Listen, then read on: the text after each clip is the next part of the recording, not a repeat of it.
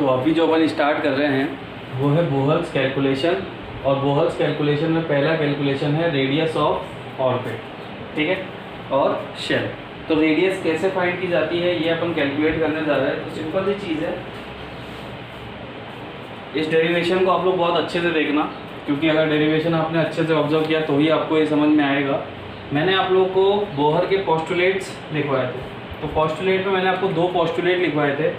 पहला पोस्टुलेट क्या था, जिसमें क्वेश्चन था electron does not follow on nucleus, तो वो क्या था, Q1 Q2 by r square is equal to mv square by are.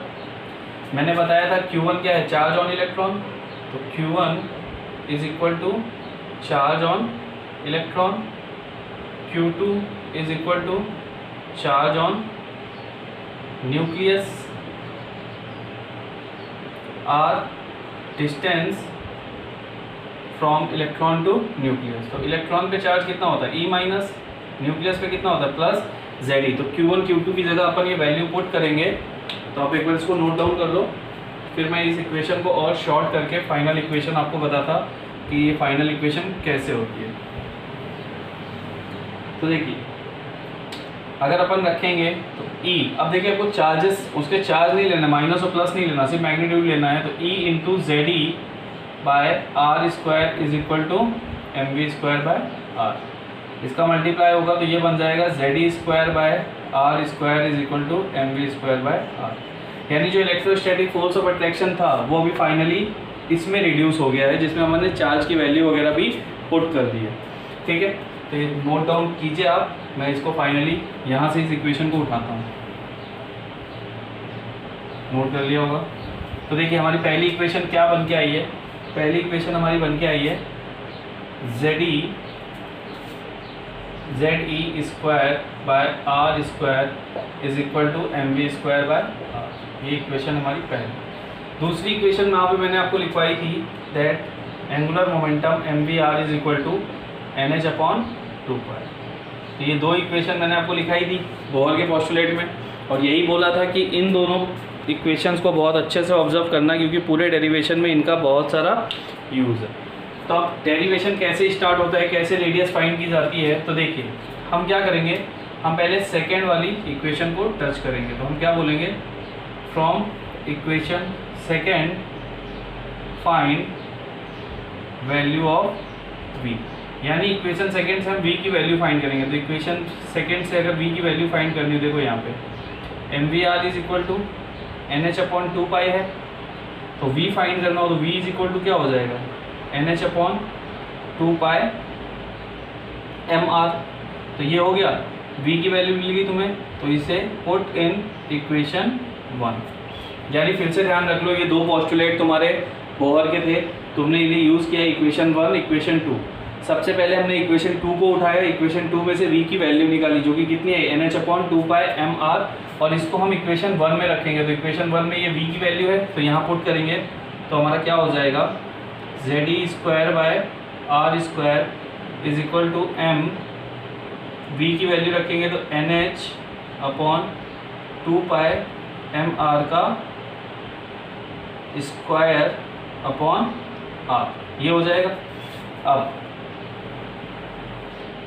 इसको अगर मैं सॉल्व करूँ तो ये कितना आता है, ये आता है, इसको सॉल्व करें तो कितना आएगा, ZE square by r square is equal to m है, m इंटू NH, अब ये 2π mr नीचे आ जाएगा तो क्या हो जाएगा, m into n square h square upon ये r एज इट इज लिख दो, r इंटू, अब ये 2π mr नीचे स्क्वायर के फॉर्म में आएगा तो कितना हो जाएगा, 2 स्क्वायर स्क्वायर 4, पाई का स्क्वायर पाई स्क्वायर, m का स्क्वायर m स्क्वायर और r का स्क्वायर r स्क्वायर। m से m कट गया, r स्क्वायर से ये r स्क्वायर कट गया। अब देखिए यहाँ पे जो रेडियस है इसी के फॉर्म में इक्वेशन डेवलप होगी। तो कैसे डेवलप होगी, इस r को उधर लेके आएंगे तो क्या बन जाएगा, r is equal to n square h square upon 4 pi square m ZE square. तो ये आ गया आपका रेडियस का फॉर्मूला, ठीक है। अब देखिए इसमें सारी चीज़ें कांस्टेंट हैं, सिर्फ दो चीज़ों को अगर मैं छोड़ दूँ, ये है एन स्क्वायर। एन किसको इंडिकेट करता है, तो अपन यहाँ पे पहले लिख लेते हैं, where r is equal to radius, n is equal to shell, h is equal to Planck's constant. ठीक, ये 4 तो एक कांस्टेंट वैल्यू है, पाई भी एक कांस्टेंट वैल्यू है, M, M is equal to mass of electron, Z क्या है, Z is equal to atomic number, E आपका होता है चार्ज ऑन इलेक्ट्रॉन।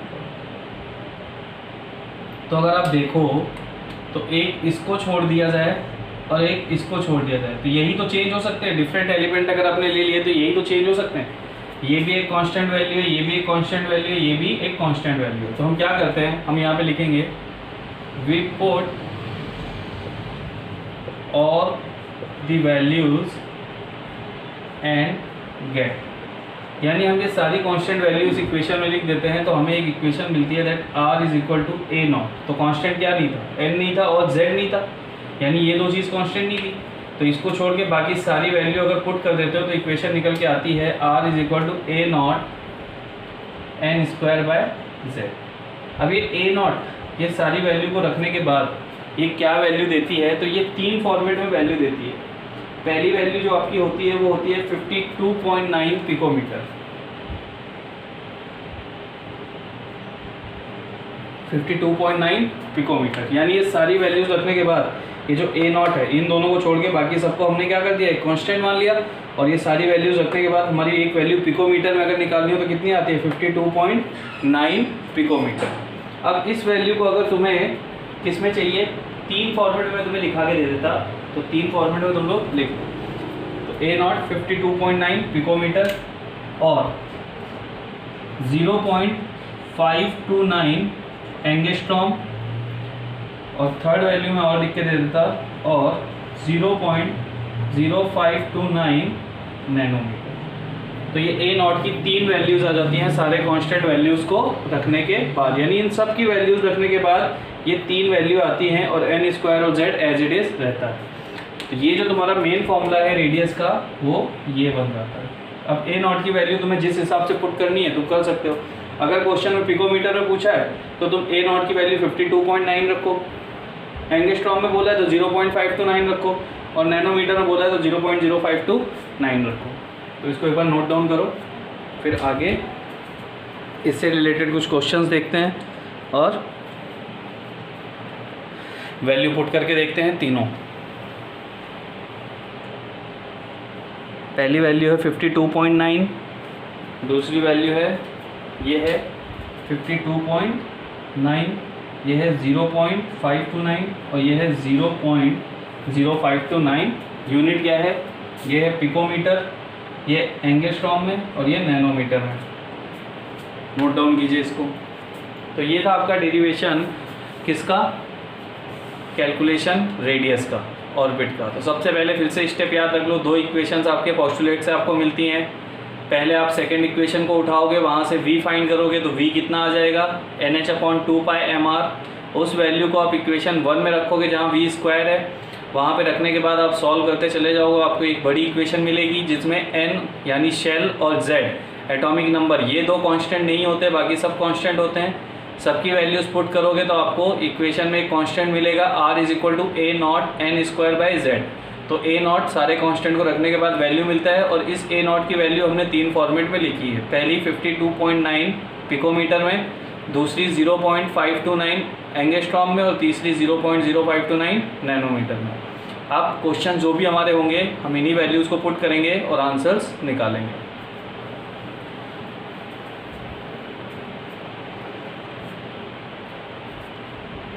तो आपने नोट डाउन कर लिया होगा। तो ईजी सा डेरिवेशन है। अब अपन इससे स्टार्ट करते हैं क्वेश्चंस। तो मैं रफ कर देता, नहीं नोट कर पाए हो तो वीडियो पॉज करना और नोट कर लेना, ताकि अपन इसके क्वेश्चंस कर पाएँ। और फिर कल मैं तुम्हें एनर्जी वगैरह निकालना सिखाऊंगा कि कैसे ऑर्बिट की एनर्जी निकाली जाती है, उसका डेरिवेशन भी है और उसका डेरिवेशन भी ऐसा है।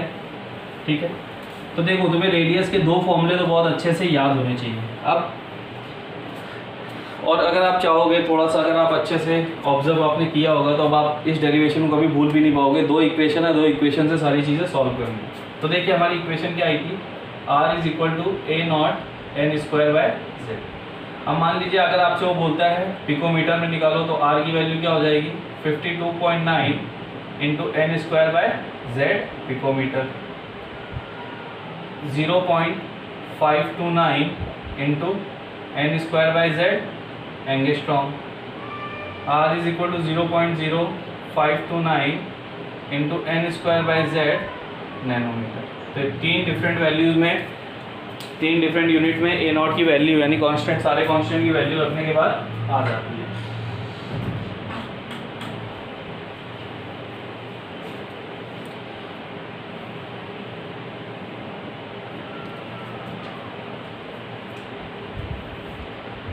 ठीक है, तो अपन स्टार्ट करते हैं अपने क्वेश्चंस। चलिए, तो इस फॉर्मूला को आप याद रखना, इन वैल्यूज़ को आप याद रखना और इन यूनिट को याद रखना, किस यूनिट में ए नॉट की क्या वैल्यू आती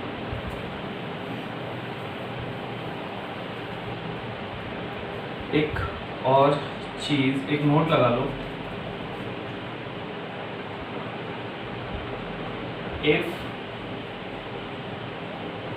रेडियस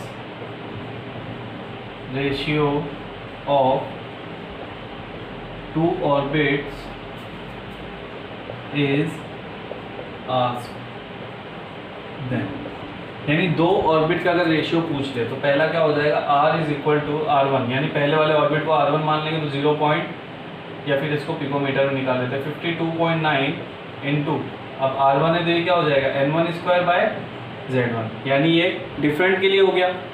और अगर r2 है तो 52.9 into n2 square by z2। तो यहाँ से एक और फॉर्मूला डेवलप होता है जिस पे हम क्वेश्चंस करेंगे। तो अगर मैं यहाँ से r1 बाय r2 का रेशियो निकालूँ तो कितना हो जाएगा, भाई रेशियो निकालने पे ये वैल्यू तो कट जाएगी, तो कितना हो जाएगा n1 बाय n2 का whole square into z2 by z। तो अगर 2 डिफरेंट एलिमेंट्स या 2 डिफरेंट सेल्स की बात हो रही हो और उनका रेडियस पूछा जाए, उनका रेडियस रेशियो पूछा जाएगा, तो हम ये फॉर्मूला यूज़ करेंगे। इसको भी नोट डाउन कीजिए और अपन स्टार्ट करते हैं क्वेश्चंस।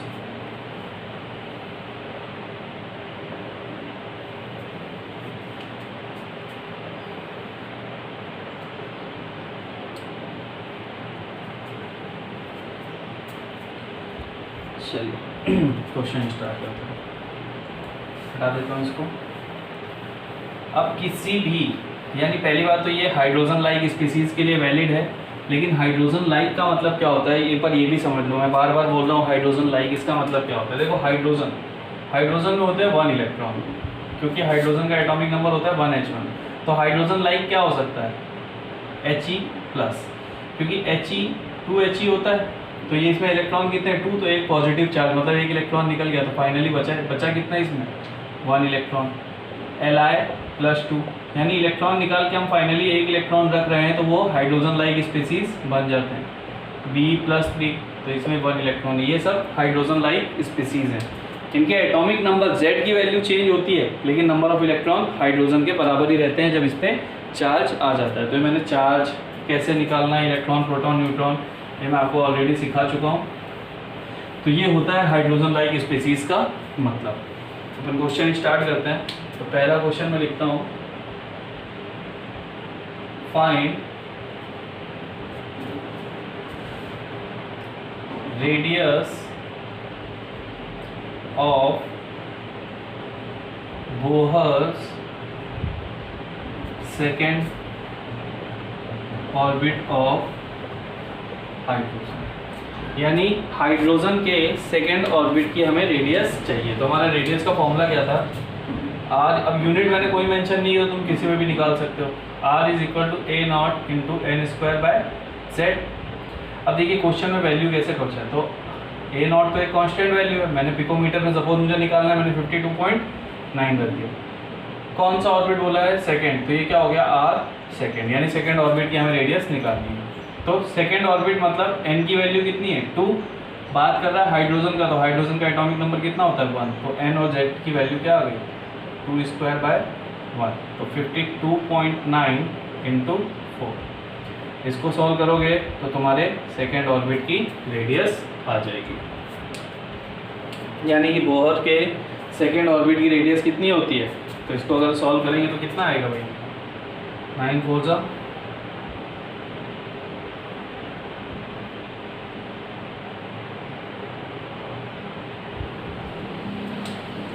211.6। पिको मीटर, क्योंकि हमने यहाँ पे वैल्यू क्या रखी है 52.9, तो हमारा आंसर किसमें आएगा, पिको मीटर।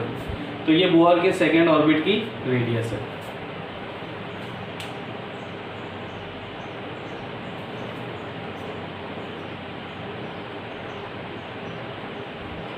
ठीक है, चलिए नेक्स्ट क्वेश्चन करें।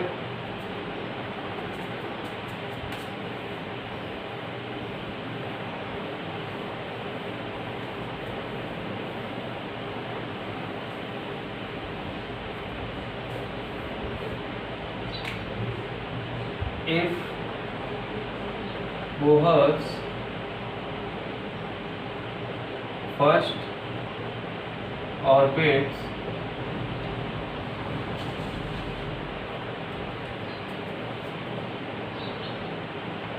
of hydrogen is 52.9 picometer, then find the radius of third orbit of He+। Bohr के फर्स्ट ऑर्बिट, हाइड्रोजन के फर्स्ट ऑर्बिट का रेडियस 52.9 पिकोमीटर दिया हुआ है, तो उसने बोला रेडियस फाइंड कीजिए थर्ड ऑर्बिट ऑफ He+। तो कुछ भी नहीं करना, हमारा फॉर्मूला क्या है, R is equal to A0 n square by Z। n की वैल्यू कितनी है, तो थर्ड ऑर्बिट बोल रहा है, इसका मतलब n की वैल्यू कितनी है, n इज इक्वल टू 3 है। He की बात कर रहा है तो एटॉमिक नंबर कितना होता है He का 2, तो क्या करेंगे 52.9 इंटू 9 बाय Z की वैल्यू कितनी रखनी है 2, तो इसको सॉल्व करना है। इसको सॉल्व करेंगे तो हमारा आंसर आ जाएगा। ठीक है, तो इसको सॉल्व करने पे आपकी रेडियस आ जाएगी थर्ड ऑर्बिट ऑफ He+। तो इसको सॉल्व कर लीजिएगा, आपका आंसर आ जाएगा। तो देखा कितना इजी है क्वेश्चंस, कुछ भी नहीं है, हमारे पास इक्वेशंस हैं, पुट करना है, आंसर निकालना है। तो एक दो क्वेश्चन और करते हैं, फिर उसके बाद मैं आपको रेडियस रेशियो वाला क्वेश्चन करा देता हूँ, और आज ही कैलकुलेशन और ये आज का लेक्चर इसी पे अपन एंड कर देंगे।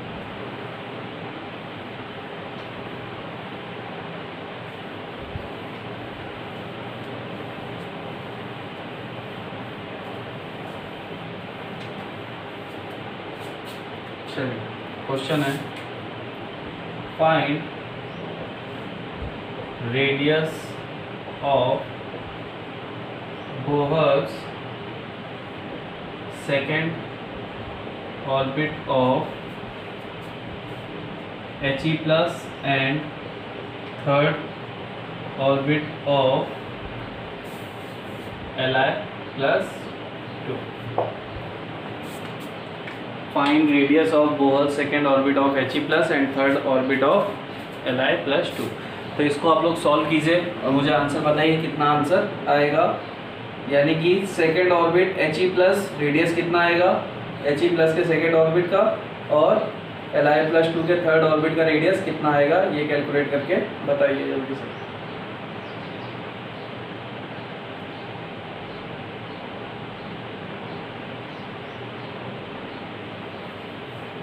वीडियो पॉज कीजिए और कैलकुलेट कीजिए, बाकियों को मैं कैलकुलेट करके देता हूँ।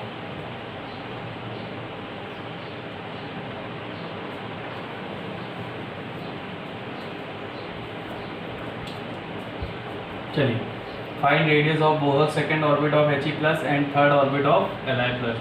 R is equal to A0 into, अब जब तक यूनिट नहीं दिया आप किसी में भी निकाल सकते हो, जब यूनिट देने लग जाएगा in picometer, in nanometer, in angstrom, तो A0 की वैल्यू उसी यूनिट के हिसाब से रखना है। तो मुझे क्या चाहिए, मैं पहले किसके लिए निकाल रहा, HE प्लस के लिए। तो ए नॉट मैंने 52.9 रखा। एन स्क्वायर कितना रखना है, तो एन की वैल्यू कितनी है 2, 2 का स्क्वायर, और जेड कितना होता है 2, तो क्या हो जाएगा 52.9 इंटू 2, क्योंकि 2 से 2 कट जाएगा, एक 2 कट जाएगा ना, 2 का स्क्वायर मतलब 4, तो 59.2 पिकोमीटर। ये आ गया पहला आंसर किसका, सेकेंड ऑर्बिट और HE प्लस। अब आर थर्ड ऑर्बिट किसका, Li प्लस 2 का। तो क्या करना है, कुछ भी नहीं, वैल्यू पुट करनी है, 52.9 इंटू 3 का स्क्वायर बाय 3। Li का एटॉमिक नंबर कितना होता है, 3 होता है, तो Z की वैल्यू 3 हो जाएगी, और ऑर्बिट 3 दिया हुआ है, तो 52.9 इंटू 3 पिकोमीटर, ये इसका आंसर हो जाएगा।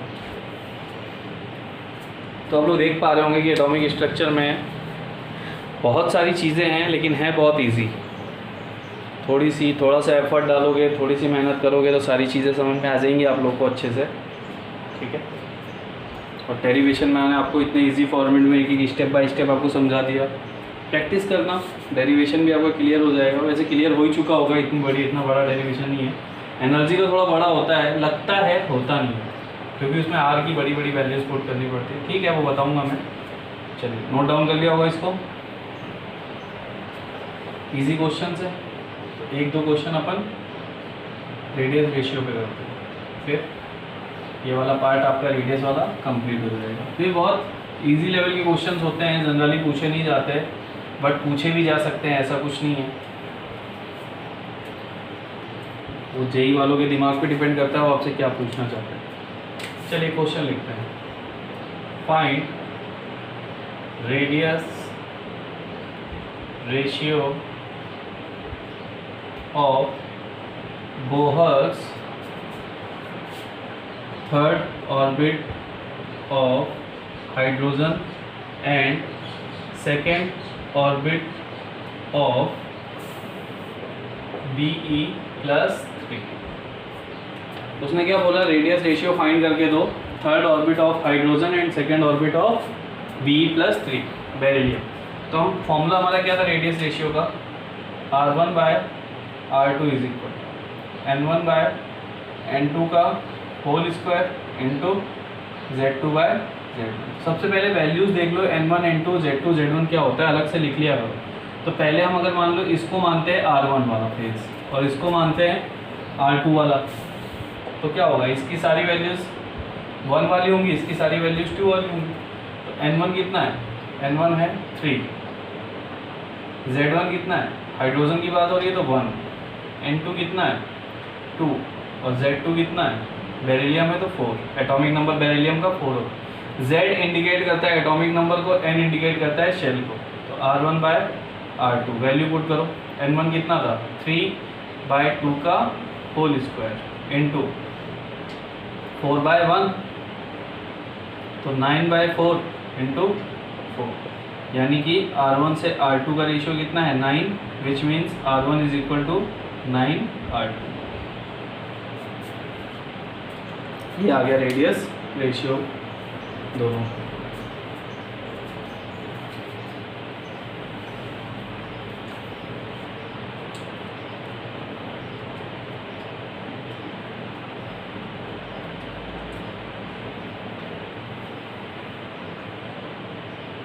नोट डाउन कर लिया होगा। एक क्वेश्चन और कर देता हूँ मैं आपको, और मैं आज आपको इस पे तो क्वेश्चन नहीं दूंगा, ये तो बहुत इजी है। मैं आपको क्वेश्चन दूंगा राइबर इक्वेशन पे, तो वो क्वेश्चंस आप लोग को क्लासरूम पे मिल जाएगा, वहाँ से आप लोग उस शीट को सॉल्व करना। ज़्यादा क्वेश्चंस नहीं दूंगा, लेकिन जितने भी दूंगा उसे सॉल्व करना, और डाउट आए तो पूछना।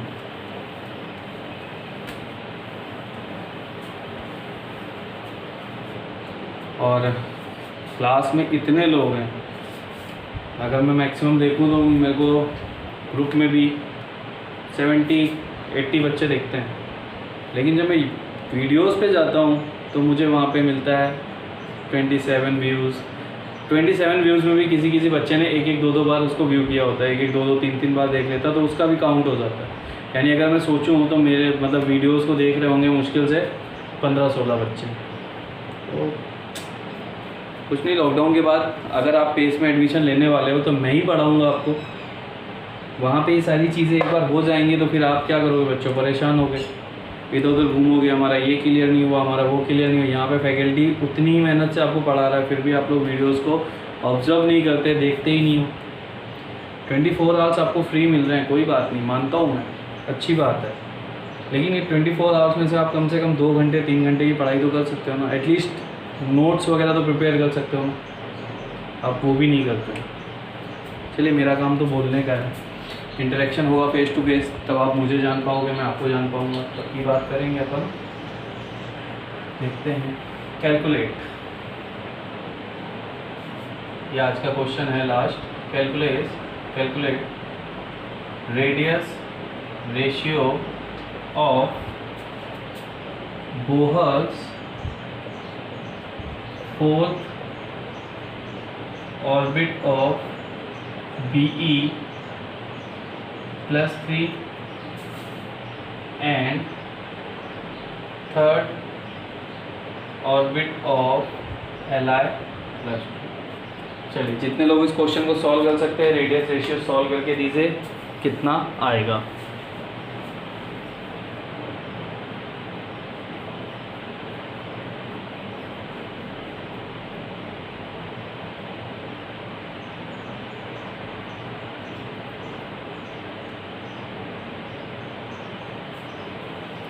वीडियो पॉज करके आप लोग सॉल्व कीजिए और बाकी लोग मेरे साथ देखिए कि आंसर कितना आने वाला है। तो रेडियस रेशियो हमको फाइंड करना है, फिर से हम फॉर्मूला लिख लेते हैं। R1/R2 is equal to N1/N2 का होल स्क्वायर इंटू Z2/Z2।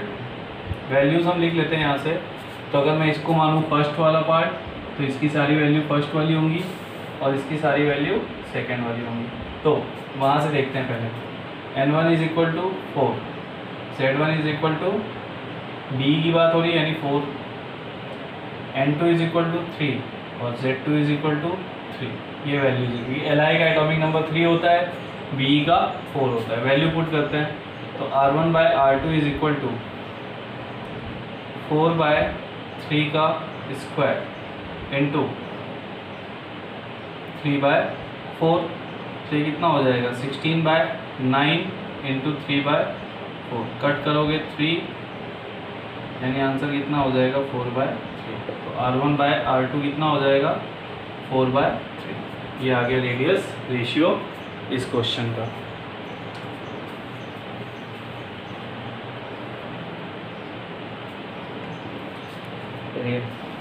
एक और क्वेश्चन कर लेते हैं, last question.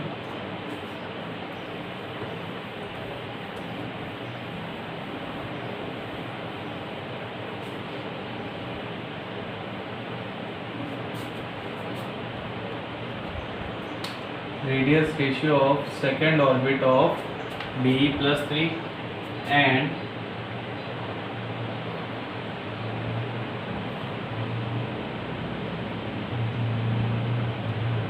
First orbit of He+।